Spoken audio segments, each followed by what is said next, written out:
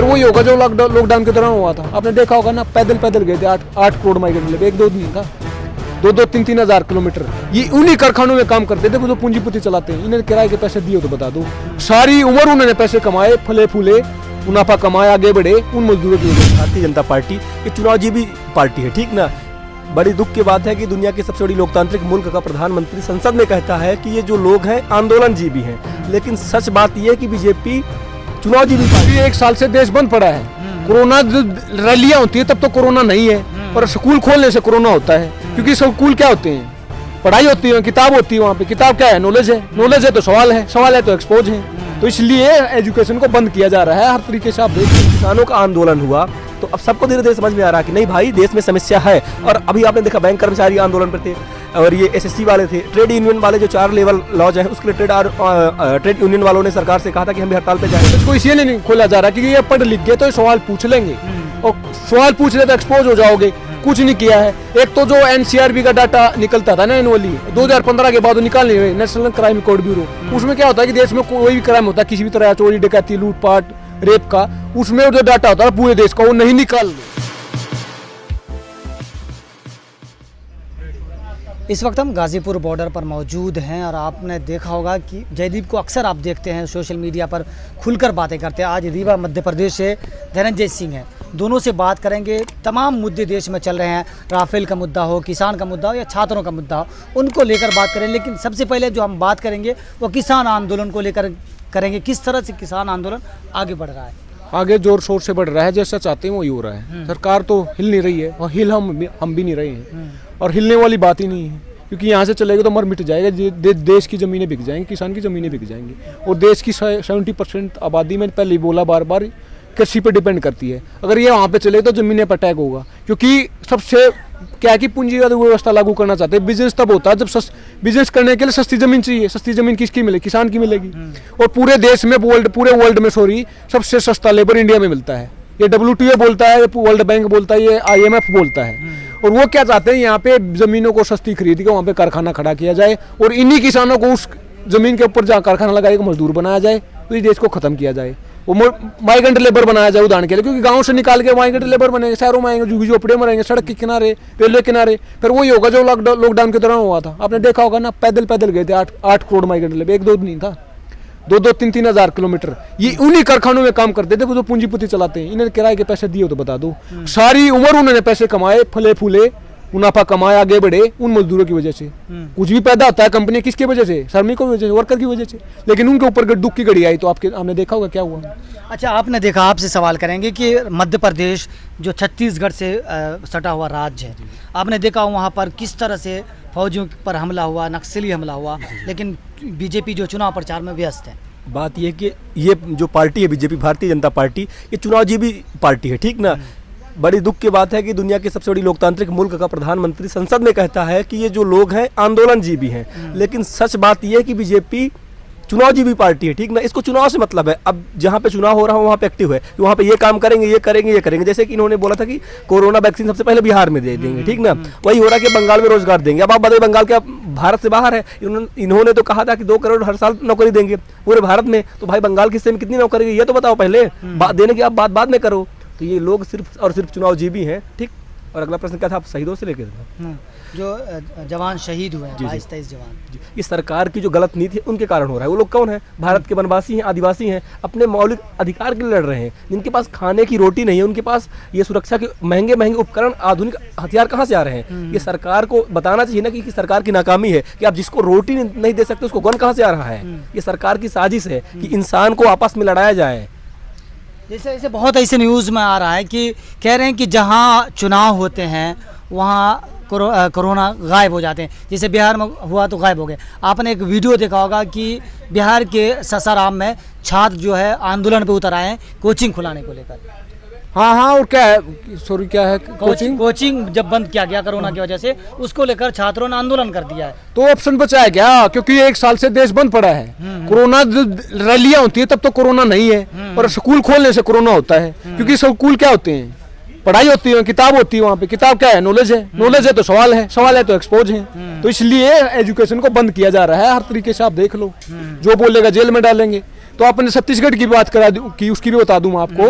किसी ने कहा था कि रात इंदौर जी ने कहा था कि सरहदों पे तनाव है क्या, जरा पता तो करो चुनाव है क्या। पुलवामा आपने देखा होगा, अब तो सब कुछ उजागर हो चुका है, चैट लीक सामने आ चुकी है कि सब कुछ प्री प्लान जानबूझ के किया गया था।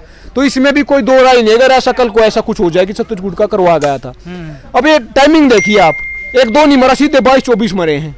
और उसके बावजूद जो मर चुके हैं होम मिनिस्ट्री के अंडर आती है, पैरामिलिट्री जिसके सीआरपीएफ के जवान मरे होम मिनिस्ट्री के अंडर आती है। होम मिनिस्ट्री की जिम्मेवारी बनती है। होम मिनिस्ट्री कहाँ घूम रही है, चुनाव करवाने घूम रही है। हर टाइम वो तभी निकलेगा, तभी दिखेगा जब चुनाव होगा, जब तोड़ फोड़ की बात होगी तभी बोलते सुनेंगे, आपको देखा होगा आपने। तो क्या है कि जब वो मर चुके हैं बेचारे, जिसके मतलब देश की सुरक्षा करते करते देश के लिए लड़ते लड़ते मर गए हैं, उसके बावजूद उनकी जो मतलब शव है उसके लिए एम्बुलेंस तक नहीं है। आपने देखा ना, ट्रॉली में जा रही है। और इस देश में जो प्रधानमंत्री 8,000 करोड़ का प्लेन लेके घूम रहे हैं, जहाज लेके घूम रहे हैं, वो देश की इनके बीजेपी वालों के जो फर्जी राष्ट्रवादी है, उनकी जो एक झांसी की रानी है कंगना रनावत, उसके लिए तो वाई सिक्योरिटी। हमारी बेटियों के साथ रेप होता है, हमारी बेटे बेटियों के लिए इनके पास एम्बुलेंस तक की सेवा नहीं है। हमारी बेटियों के बहनों के कपड़े उतारे जाते हैं। दिन में रेप होता था, रात में रेप होता था, आजकल मंदिरों में भी रेप होता है। हमारी बेटी का शव भी नहीं सौंपा जाता घर वालों को। ये हालात बन चुके हैं देश में, और बोल रहे विकास होगा। अच्छा, देख रहे हैं कि छात्र, किसान, बाकी जो कर्मचारी हैं वो सड़कों पर, क्या देश को आप समझ में आ चुका है कि जो सरकार है उनके खिलाफ है? देखिए है क्या कि राहत इंदौरी जी ने कहा है, लगेगी आग तो आएंगे कई घर छत में। यहाँ पर अपना ही मकान थोड़ी है। जब शुरू में पार्टी आई उस समय धर्म और राष्ट्रवाद का नशा चरम सीमा पर था। किसी को कुछ समझ में नहीं आता था। ये पार्टी जो कर देती थी सबको लगता था कि बहुत सही कर रही है, ठीक ना। जब छात्रों का आंदोलन हुआ कन्हैया कुमार का, तो टुकड़े टुकड़े गैंग का पूरा देश ने बोला कि हाँ वो देशद्रोही टुकड़ा टुकड़ा गैंग है। और उसके बाद भी जब जामिया में जेएनयू में छात्रों का आंदोलन हुआ, टीचरों का टुकड़े टुकड़े गैंग साबित कर दिया पूरे देश ने। जब CNRC का हुआ, मुसलमानों को हो गया, आतंकवादियों को हो गया, ठीक। अब जब किसानों का आंदोलन हुआ तो अब सबको धीरे धीरे समझ में आ रहा कि नहीं भाई देश में समस्या है। और अभी आपने देखा बैंक कर्मचारी आंदोलन पर थे, और ये SSC वाले थे, ट्रेड यूनियन वाले जो 4 लेवल लॉज हैं उसके लिए ट्रेड यूनियन वालों ने सरकार से कहा था कि हम भी हड़ताल पे जाएंगे, जिस कारण से 1 अप्रैल से कानून लागू नहीं हो पाया, ठीक। तो समझ में सबको आ गया है। और एक बात है कि अगर अभी भी भारत के लोग नहीं समझे ना तो देश बर्बाद हो जाएगा। इस देश को हमारे पूर्वजों ने, हमारे क्रांतिकारियों ने इतनी मेहनत से अपने बलिदान देकर के इस मुल्क को सजाया है। हमारा कर्तव्य बनता है, हर भारतवासी का ये कर्तव्य बनता है कि अगर भारत को बचाना चाहते हैं आप तो आज सड़क पर आ जाओ, कहीं पे भी आओ, सड़क पर आओ। क्योंकि अंबेडकर साहब ने कहा था शिक्षा शेरनी का वो दूध है जो पिएगा वो दहाड़ेगा। और आज भारत को भारत के लोगों को शिक्षा से वंचित किया जा रहा है। आप देखेंगे बड़ी बड़ी रैलियां हो रही हैं जहाँ पे चुनाव हो रहा है। मध्य प्रदेश में भी एक सीट पर चुनाव हो रहा है, और मध्य प्रदेश का एक वीडियो बहुत वायरल हो रहा है। इंदौर शहर में एक ऑटो वाले को 2 पुलिसकर्मी बहुत बुरी तरह से पीट रहे हैं। और मुझे शर्म इस बात पे आती कि वहाँ जो भीड़ खड़ी थी वो वीडियो बना रही देख रही थी। उस नकारा और निकम्मी भीड़ को मैं कहना चाहता हूँ कि इन जो इंसानी रूप में जानवर है, इन जानवरों को रोको आप। ये आपके लिए भी खतरा है। कल जब आपको पीटेंगे और किसी को आप नहीं बचाओगे तो आपको बचाने कौन आएगा? जो ये पुलिस वाले पीट रहे थे, अगर 2 आदमी आ जाते, 2 ही आदमी मात्र, और पुलिस वालों को पकड़ लेते तो उसको इस तरह से ये हाल ना होता। तो प्रत्येक नागरिक का, प्रत्येक इंसान का फर्ज बनता है कि वो इंसान बने और इंसानियत के नाते एक दूसरे इंसान को बचाए।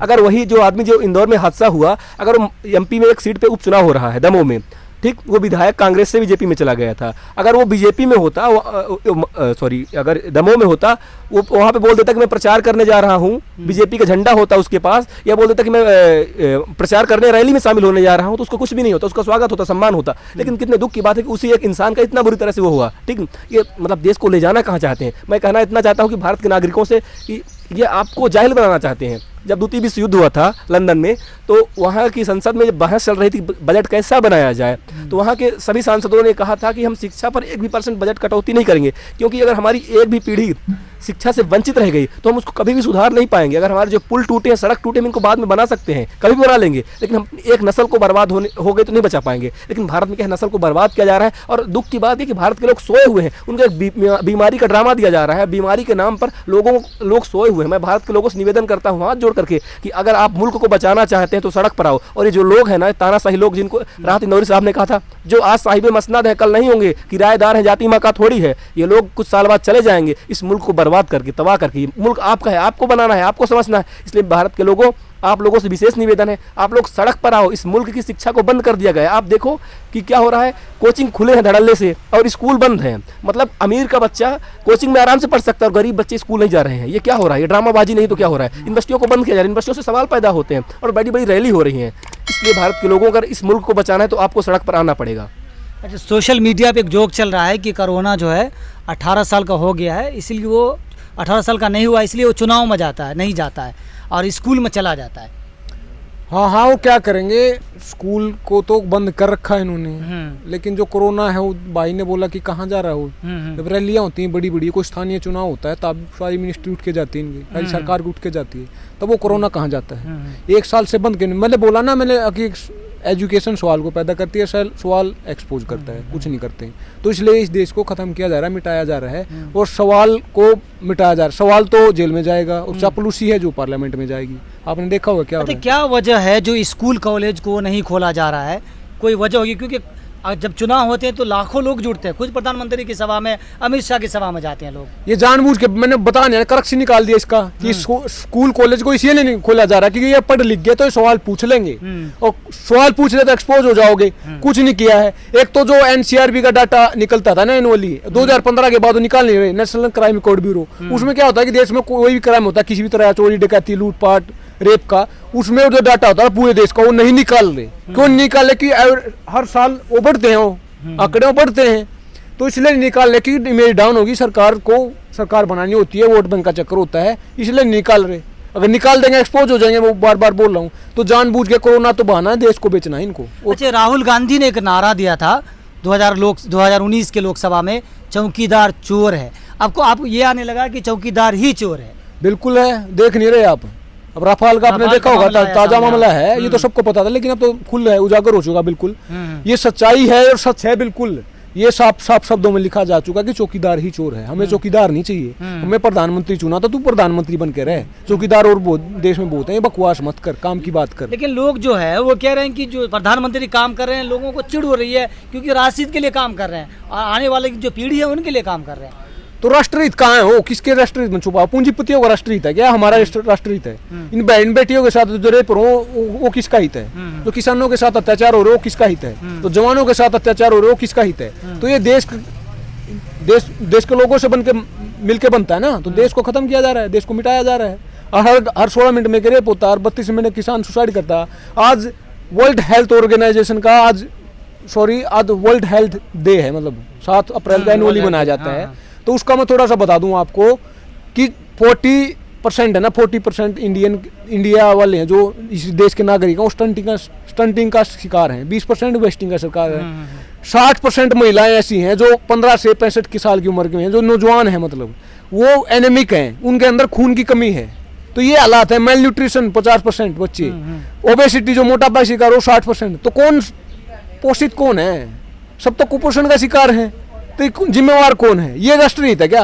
ये कौन सा हित, आप बताओ।